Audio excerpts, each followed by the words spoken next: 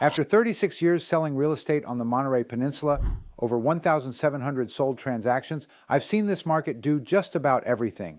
Booms, corrections, the chaos of 2008, the frenzy of 2021. But what's happening right now? It's different. We just came through the lowest sales volume this market has seen in years. And now, heading into 2026, I'm seeing something shift. Today, I want to take you inside the luxury market on the Monterey Peninsula. Not the headlines, not the national talking points. What's actually happening on the ground in Pebble Beach, Carmel Valley, and Big Sur. I'm William Smith, founding broker of the Carmel Luxury Group. Let's get into it. The first thing you need to understand about this peninsula is that we don't have one real estate market, we have two.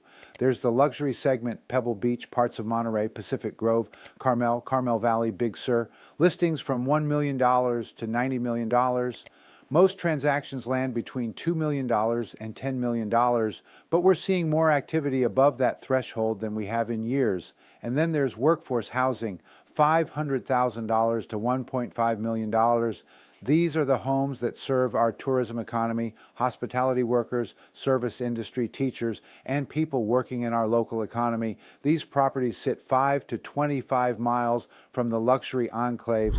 Two completely different markets, two completely different buyer profiles, and they respond to economic conditions in completely different ways. What changed things for the luxury segment? Honestly, it started with a celebrity purchase. In 2022, Brad Pitt bought a property in Carmel Highlands for $40 million. Now, celebrity sales happen, but this one moved the needle. Since that transaction, we've seen significantly more activity above $10 million.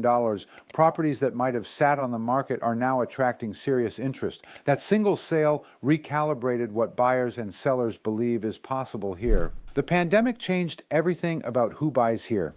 Before 2020, our primary buyer was someone planning their retirement, maybe a vacation home first, full-time later. Average age, late 50s, 60s, then COVID hit, and suddenly the Monterey Peninsula became a destination for a completely different demographic. Silicon Valley, the Bay Area, young families, millennials with children who could now work remotely.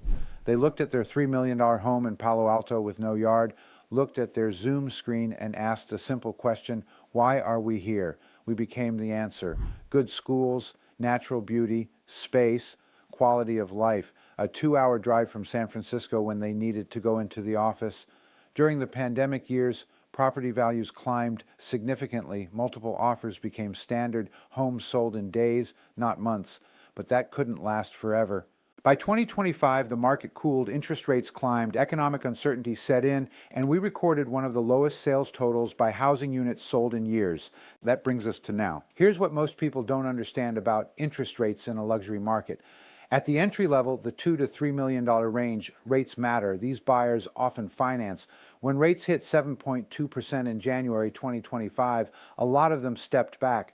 But here's what's happening now. Rates have dropped to the low 6% range, and that single percentage point, it's bringing buyers back and causing sellers to consider the move they have postponed.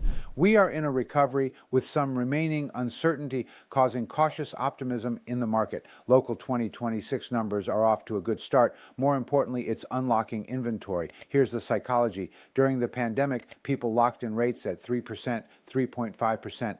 Historic lows, and they told themselves, I'm never giving this up. But life doesn't stop. Grandchildren are born. Parents need care. Circumstances change. Now with rates in a more reasonable range, I'm seeing sellers finally willing to move. The mental math has shifted. They're saying, okay, I can give up my 3.5% rate if it means being close to family. That's creating opportunity on both sides. Buyers have more choices. Sellers can finally make their move. Let me tell you about the single biggest shift in buyer expectations I've seen in my career, the turnkey divide.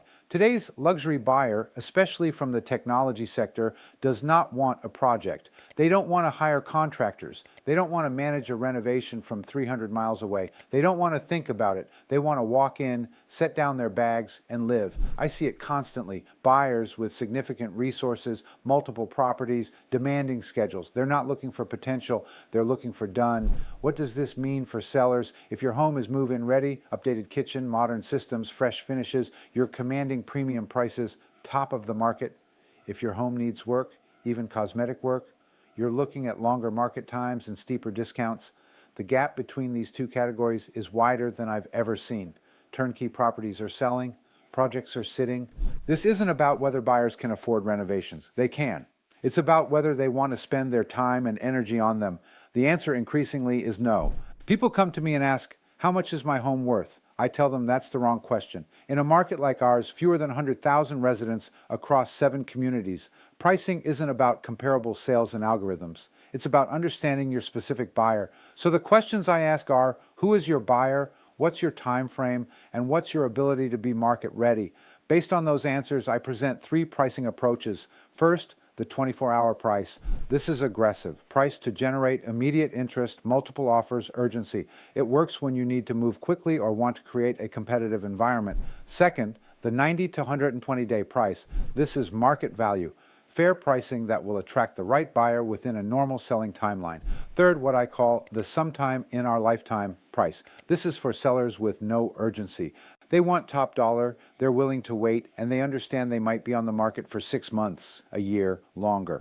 All 3 approaches are valid, but you have to know which one you're choosing and price accordingly. What doesn't work? Pricing high and hoping. In a small market with a limited buyer pool, overpriced homes don't just sit, they become stale. Buyers notice, agents notice, and when you finally reduce, you've already lost momentum.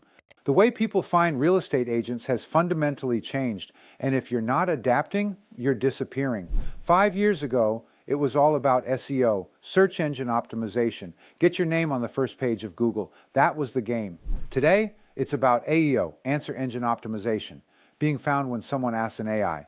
Buyers and sellers are using ChatGPT. They're using Perplexity. They're asking questions like, who's the best luxury real estate agent on the Monterey Peninsula? And if you're not showing up in those answers, you don't exist. My team produces AI-driven content. We've invested heavily in our YouTube presence with the Knowledge Broker series.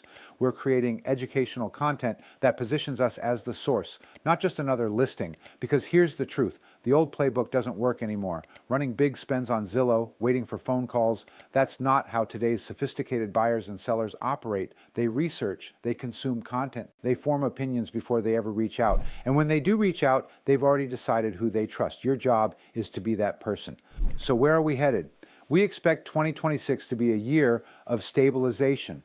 After the historic lows of unit sales of 2025, we're seeing increased activity, more inventory, more buyers and sellers re-entering the market. Will it be a boom? Probably not. But more unit sales compared to last year? Yes, according to national real estate economists, Keeping Current Matters, KCM. The fundamentals of this market remain strong. The Monterey Peninsula is a lifestyle destination. Natural beauty, world-class golf, temperate climate, that doesn't change. But competition is real. Montecito, Santa Barbara, Cambria, these markets are all vying for the same affluent buyer. If you're selling here, you need sophisticated marketing. You need to understand your buyer. You need a strategy. Affordability remains a challenge for working families. Only about 11% of local wage earners in Monterey County can purchase a median-priced home. That's a structural issue that won't resolve quickly, but for the luxury market, the segment we specialize in, the trajectory is positive. Here's what I've learned in 36 years. This business rewards adaptation. If I were running my company the way I did in 1990, I wouldn't be in business. The tools change, the buyers change, the sellers change, the strategies change. What doesn't change? The importance of local expertise, understanding your market deeply, serving your clients well. That's what we do at the Carmel Luxury Group. It's what we've always done. I'm William Smith. Like, share, and subscribe to our YouTube channel. Thanks for watching.